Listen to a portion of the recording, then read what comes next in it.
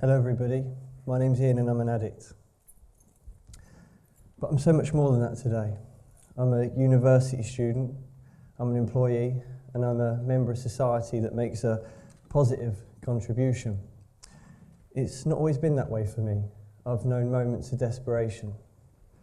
And I want to talk to you today about what I call the gift of desperation.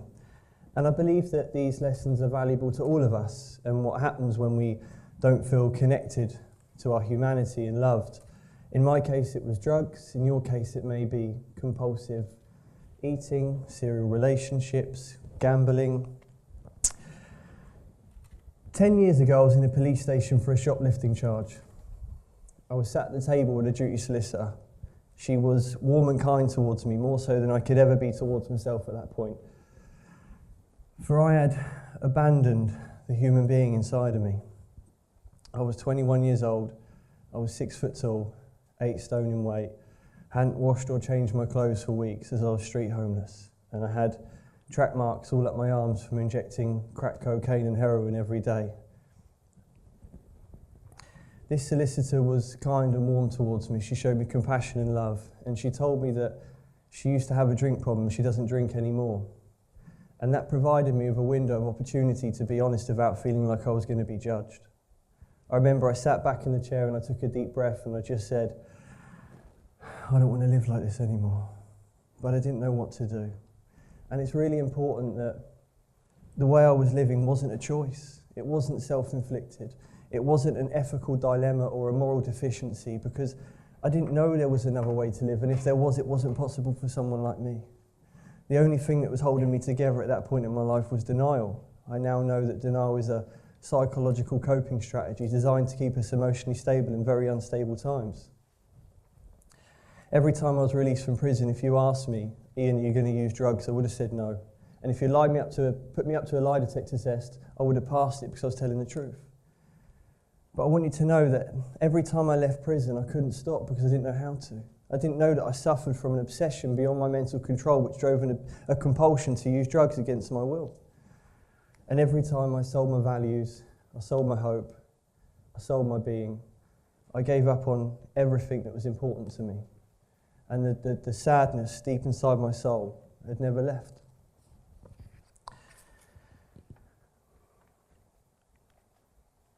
I did not understand addiction. I did not understand that I was sick. I did not understand that I had a problem. And I had the fear of abandonment. I believed that I was completely worthless. I had a belief that I was unworthy of receiving love. And I now know that our belief system is the engine that drives our behaviour. My ego and self-destructive behaviour patterns came from a sense of worthlessness, and I'd end up in a dark place, not knowing where to turn or how to escape. So, why am I telling you this? Because I want you to know how it feels. I believe that people who are suffering from what we'll call for this argument, disease of addiction, deserve to be met with compassion, kindness, understanding, not to be rejected from society, starved of all social capital, which is survival, which is essential for human survival in modern day society. So I'm proposing that we change the narrative. The political undercurrent talks about the war on drugs. I get this, drugs, they devastate communities and families, and it's very intimidating, and we might feel like we're under attack. Gabor Mate, he's a doctor and a writer in addiction, a big inspiration of mine. He says that we can't wage war on an inanimate object, so therefore we are waging war on society's most vulnerable people. So I propose the question, by criminalising addicts, are we creating barriers to recovery? If a baby is put in an incubator when it's born, with little or no human contact, parts of the baby's brain won't develop. In more serious cases, the baby will die, even if the baby is given a nutritious diet in order to aid physical development. This is called the biopsychosocial model. So the biology of the brain is impacted by psychological and sociological factors. So if babies' brains won't develop with little or no human contact when we put them in an incubator, what do we expect to happen to adults when we incarcerate them whose addiction is a symptom of similar causes? I think we must understand people in different ways. In some respects, I propose that society, just like myself, is in desperation. The desperation is now that we must finally consider an alternative route. So I propose that we reconsider society's response. Does the criminal justice system work, or does it create further barriers to recovery? Could more be done with people while they're in prison? Why are there not more treatment programs and facilities in prison? Drugs are not addictive. So if drugs are addictive, then anyone who ever took a drug would be a drug addict. It's a myth to think they are. Drugs don't cause addiction. We have to ask why people are susceptible to addiction. So perhaps, could we decriminalise drugs? Could that work? Why are we scared of that idea? Why don't we have money to send someone to treatment, but we have £119,000 to put them in prison? So the Home Office states that 65% of drug charges are due to possession. The government spends £10 billion on the war on drugs every year. That's a lot of money for a war that I don't think is entirely real. There are 85,000 human beings in prison at any given time. 35% of that prison population are addicted to drugs. Each new prison place costs £119,000 to get them into prison, from what happens to the minute they become in conflict with the law to the point when they get in prison. From then on, every year it costs £40,000 to keep an individual in prison. One person being in prison for a year costs £159,000. The cost of a rehab for 6 months is £10,000. By taking someone to treatment, you're not only identifying who committed the crime, but you're identifying the reasons why they committed the crime. When you treat that, you rapidly reduce the risk of reoffending. So does this make economic sense? I'm not a criminologist. I'm not a professor in addiction or economics. I'm just an addict who got clean and found another way to live. And when I reflect, I just felt that so much more could be done. So I'm asking you, if someone you loved or cared about, or furthermore yourself, was in a similar situation, how would you want them to be treated? If you were in your moment, in your darkest hour, in your moment of desperation, would you want to be demonised, criminalised, marginalised, rejected from society, starved of social capital, removed from everyone that loves you? Or would you want to be met with compassion, kindness, love and acceptance, and give you some kind of solution? When I was at school, I thought all the other children got took to one side and was told, this is the secret for living life, but whatever you do, don't tell Ian. I was convinced there was this book, this lesson, this memo or something. I observed all the other children at school and they just knew what to do. They knew how to interact and talk and engage, and I was at a loss. Ultimately, I felt lost and alone. I even asked one of my peers, I said, have they told you something and told you not to tell me? He looked at me like I was bonkers. I get it now. But I had a predisposition within myself and I projected that onto the environment around me. And that's why I felt like that. And I look back at my school experience and it was all about telling me what to think, but not how to think. And for an emotionally preoccupied, extremely sensitive child like me, I was never going to fit into the status quo. And I've realised that the world does not give us permission to truly feel what we feel and have the human experience that we're all here to do. I couldn't rock up to the breakfast table as a child and say, listen, I feel really unworthy of receiving love today, everybody. You know, when I'm smoking a spliff from my pal on a park bench and I'm getting into drugs, listen, mate, I feel really scared and insecure right now. I couldn't say that stuff. I had to suppress it. And I couldn't suppress it, so I had to self-medicate to manage that. See, I'd like you to imagine, perhaps, maybe a school system that nurtured the human experience a bit more. I'd like you to imagine that on your first day of school, you were met with a teaching team that said, welcome. We are a teaching team that is dedicated to your development.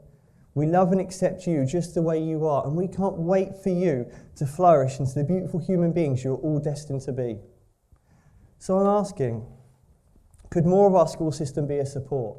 Could school be an arena where we take less of a focus on the academic learning and more of a focus on the human experience? Teaching kindness, giving, relationship building, feelings, thinking, self-value, self-esteem. Surely this is the path that drives us closer to our humanity and in supporting children on the human experience they're embarking on. I personally feel that this might help create a healthier society and manage some of the symptoms like addiction. It takes wisdom to see intention, but we're often judged on our actions. I was misunderstood for a long time.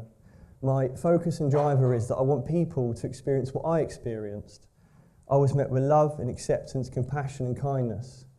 The therapeutic value one had helping another runs out parallel, and I really believe that we must build on this. Change is possible. And I recognise that some of the things that I'm talking about involves change. And I know that change is scary.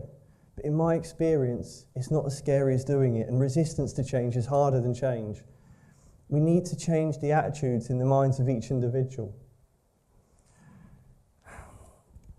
I want to talk to you about a story quickly. Today, I choose to stay drug-free. I've been blessed with an opportunity. I couldn't be held responsible for my addiction because I didn't know what I was doing and I didn't know how to stop. But as a human being, I recognise I have to be accountable, and that's why I went to prison. But although I choose to stay clean today, it's really important that you know that choice has been hard for me.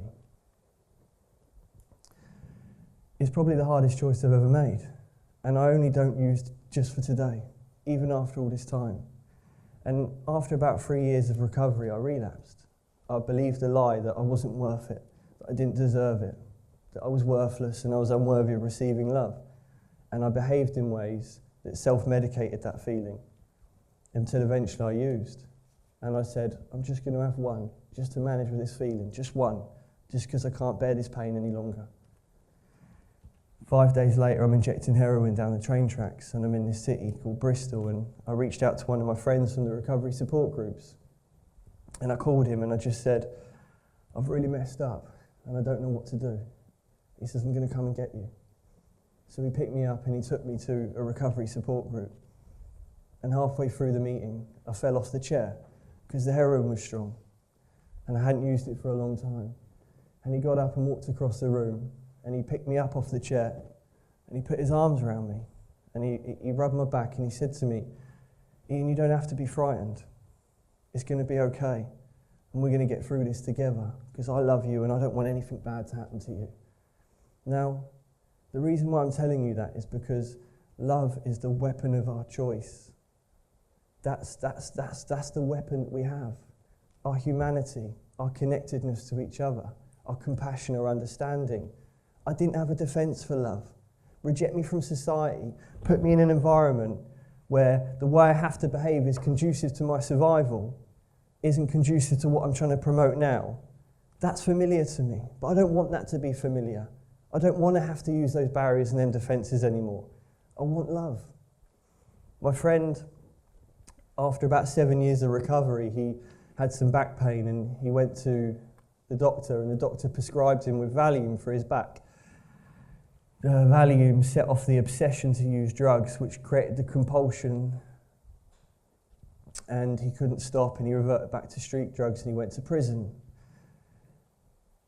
And I remember being in prison, that torture in that cell, the obsession, the loneliness, the degradation, the desperation. And every time you're in that situation, you know, you hurt people because you don't know what else to do. And you run because the terror is back. Relapse is really painful. My friend took his life because he couldn't cope with that feeling. And I often hear recovering addicts say, if I relapse, if I'm lucky, I'll die. If I'm unlucky, I'll live for a long time. And that's because that's a representation of how painful it is. But I don't believe my friend had to die. I don't believe that he had to be in that cell on his own. I believe that society could have had a healthier, nurturing, more humanitarian response. So I'm calling on you to please reconsider how we feel about people in the grips of addiction. And just,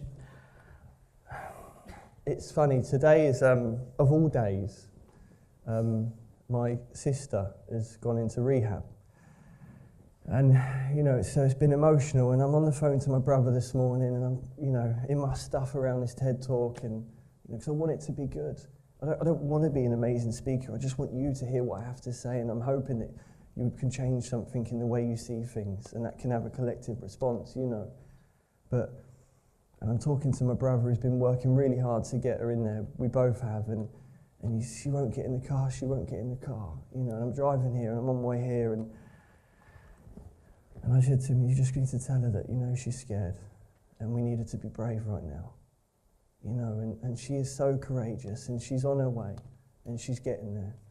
And it really took back to me how scared I was when I looked at myself and when I decided to live this new way of life, that I didn't know what it meant.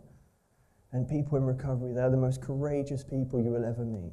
Deep, sensitive, caring, compassionate. We've been in the gutter. We've been on Britain's scrap heap. People ignored us. I was sitting outside shops, homeless, hungry, cold. And people treat me different today. And a reflection of society, a true reflection, is how we treat our most vulnerable members of society. So I would like to dedicate this talk to my sister, who I'm extremely proud of, my mother, who lost her life to this illness 3 years ago, and all the friends of mine that have died. And I pray that they rest in peace as we try to understand more of what they suffered with. My name's Ian, I'm a recovering addict. Thank you.